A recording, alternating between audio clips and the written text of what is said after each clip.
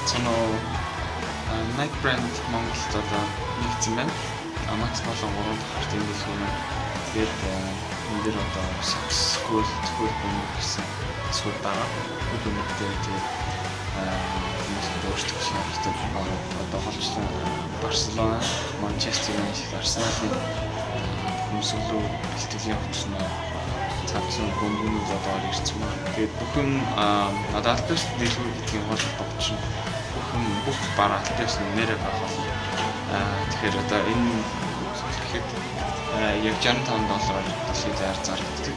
Монголч гэсэн яг тэр нэрээ доллараар шилжүүлэл 91,000 гэсэн.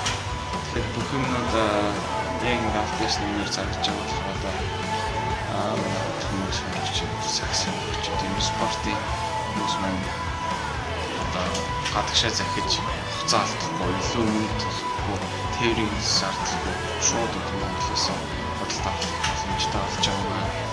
Тэгээд энэ зүйл нь хөгжиж байна. Та бүхэн хүрч байна.